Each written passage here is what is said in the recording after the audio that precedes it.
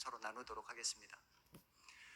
오늘 우리가 이 세상을 보면 믿음의 눈을 활짝 열고 보면은요, 이 하나님이 하시는 일들을 아주 쉽게 우리는 목격할 수 있습니다. 정말 중요한 건 믿음의 눈입니다. 하나님이 하시는 그 놀라운 일들 가운데 오늘은 엄마 뱃속에서 이 태아가 만들어지는 과정을 여러분들과 함께 살펴보도록 하겠습니다. 다윗은 나를 지으심이 심히 기묘하다, 그리고 주께서 하시는 일이 기이하다라고 찬양하고 있습니다. 여러분, 이 생명이 만들어지는 그 과정 속에서 이 물이 아주 중요한 작용을 하고 있다는 거 잘 알고 계시죠? 물이 없으면요, 이 생명이 만들어질 수 없거든요. 그래서 지금 많은 우주학자들도 봐보면 우주에서 생명체를 발견할 때 우선 조건은 물을 가지고 있는 행성이 있느냐, 먼저 그걸 찾는 거거든요. 그래야만이 생명이 가능하니까. 그런데 여러분, 이 태아도 엄마 뱃속 양수에서 세상 밖으로 나오지 않습니까? 10개월 동안 이 태아가 엄마의 물속, 이게 뱃속의 그 양수 속에서 10개월 동안 성장하고, 그리고 난 다음에 세상 밖으로 나오게 됩니다. 그런데 여러분, 우리 최초의 지구가 물에서 나왔다라는 사실을 알고 계십니까? 정말로 우리가 성경을 있는 그대로 받아들이는 사람이라고 한다면 이 말에 아멘 해야 할 줄로 믿습니다. 최초의 지구가 어디에서 나왔습니까? 바로 물에서 나왔다라는 사실. 그래서 여러분이 창세기 1장 1절에서 5절, 그리고 베드로후서 3장 5절을 보면 이렇게 기록해주고 있습니다. 지구가 깊은 물에서 나왔다 라고 명확하게 우리에게 이야기해주고 있거든요. 그러니까 우리가 근원을 이야기할 때 어떤 다른 거 생각할 것 없어요. 하나님의 말씀이 절대적인 진리라고 한다면 그 말씀대로 우리의 생각을 계속 그 말씀을 붙잡고 나가게 되면 우리가 원점을 찾을 수가 있는 거예요. 그러나 사람들은 그런 믿음이 없기 때문에 원점을 찾지 못하는 겁니다. 시작점을 찾지 못하는 거예요. 자, 그러면 먼저 쉽게 생각할 수 있는 질문 하나를 여러분들에게 좀 던지기 원합니다. 우선 흔히 생각할 수 있는 질문 하나를 여러분들에게 던지기 원하는데, 자, 하나님이 아담과 하와를 창조하지 않았습니까? 그래서 아담과 하와를 처음 창조했을 때 하나님이 창조하셨다, 이러한 용어를 우리가 써요. 창조라는 용어를 써요. 자, 그렇다고 한다면 아담과 하와가 자녀를 낳을 때 그것은 하나님의 일일까요? 사람의 일일까요? 하나님이 낳게 하시는 건가요? 사람이 낳게 하는 건가요? 성경은 뭐라고 말할까요? 오늘 본문에 다윗이 그랬잖아요. 하나님이 하신 일이 기이하다. 그러니까 우리가 사람이 하는 것 같은데 하나님이 하셨다라고 다윗은 우리에게 고백하고 있는 겁니다.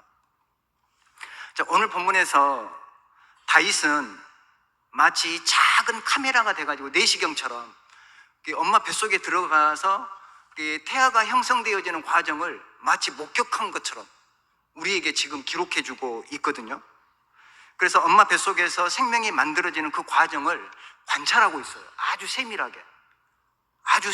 그래서 오늘 14절 마지막 부분에 내 영혼이 이 모든 것을 다 알고 있다라고 고백하고 있지 않습니까? 모르는데 어떻게 이걸 기록했을까요? 다 알고 있으니까 고백하고 있다라는 거죠.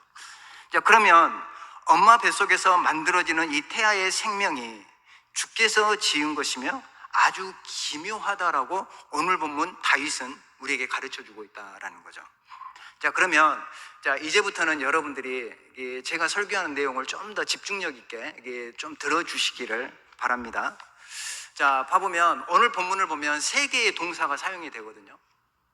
자, 13절 상반절에는 내 내장을 지으셨다라는 이 동사, 짓다라는 동사가 나오고요.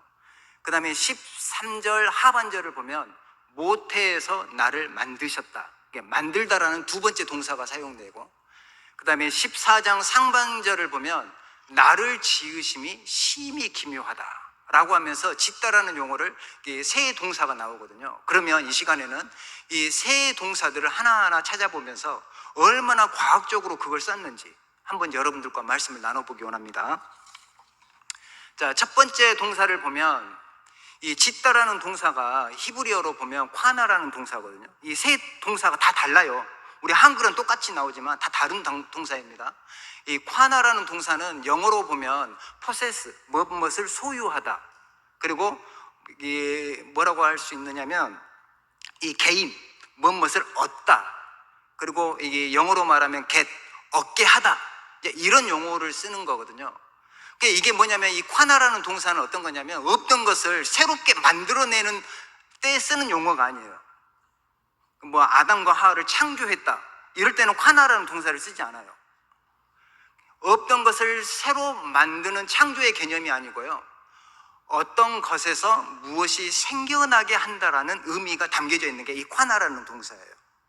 그러니까 사실은 이 자녀를 출산한다라는 것은 아빠의 요인과 엄마의 요인이 결합해서 새로운 자녀가 출산되는 거잖아요. 그러니까 어찌 보면 이 믿음이 없는 사람은 사람의 일이에요, 자녀를 낳는 것은. 그러나 믿음의 눈으로 보면 아빠의 요인과 엄마의 요인이 하나님의 섭리 가운데 결합이 돼서 한 자녀를 출산하는 그 모든 과정이 하나님의 기묘한 일이다라고 다윗은 우리에게 가르쳐주고 있는 거죠.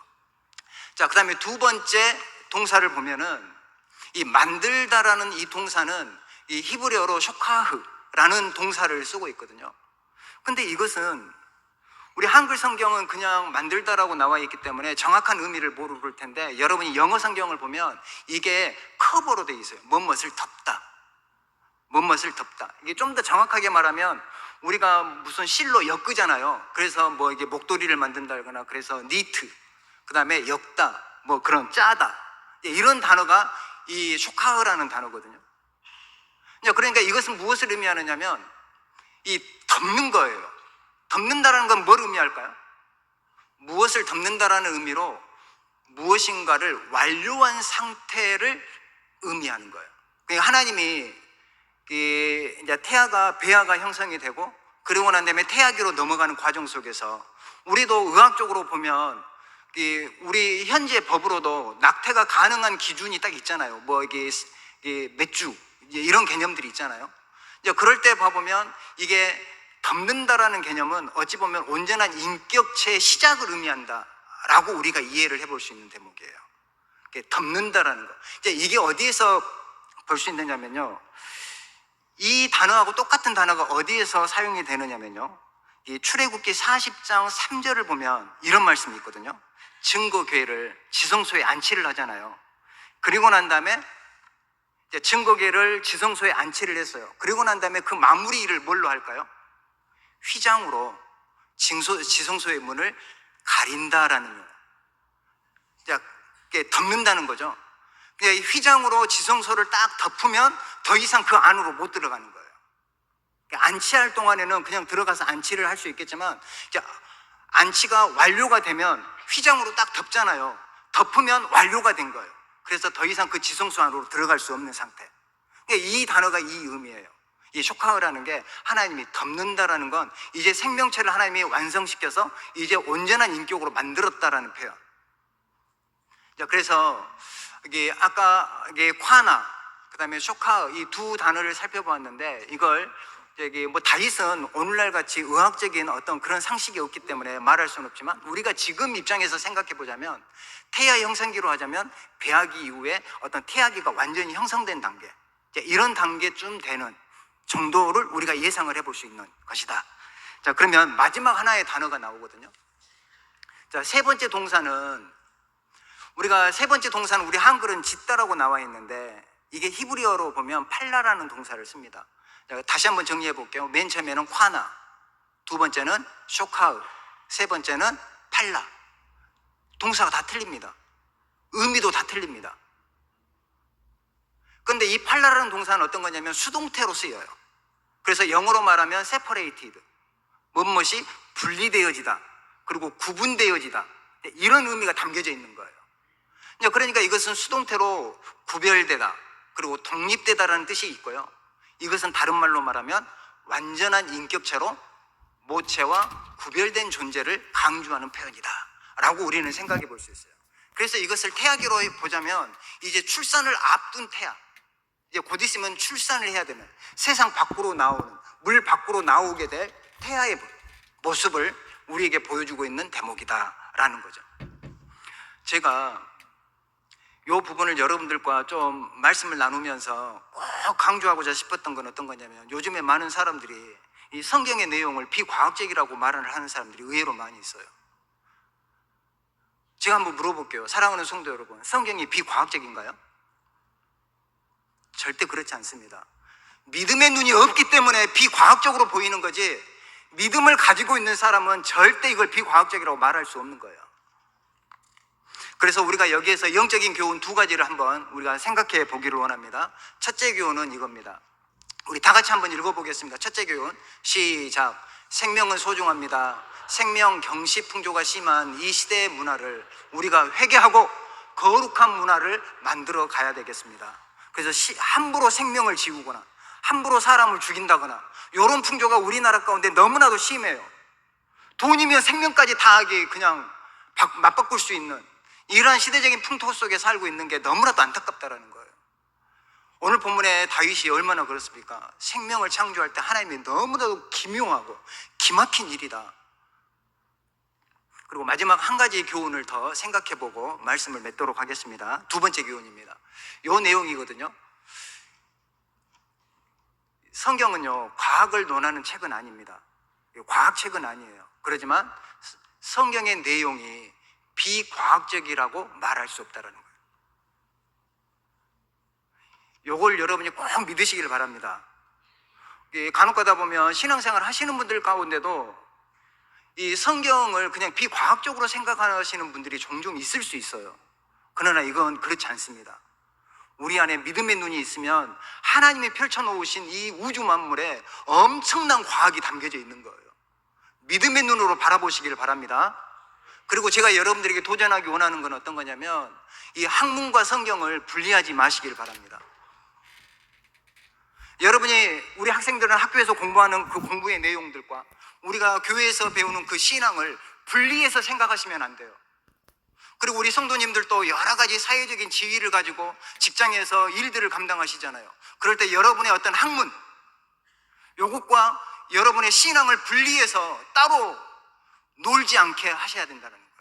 그래서 정말 중요한 건 성경적인 세계관 안에서 여러분의 학문을 깊이 연구하고 그리고 깊이 바라보면서, 아, 정말로 하나님이 하셨다, 하나님이 역사하셨다, 이런 놀라운 감탄, 오늘 본문에 다윗이 그렇게 감탄했던 것처럼 그런 감탄의 소식이 여러분의 학문과 여러분의 직장 가운데서 선포되기를 간절히 소원합니다.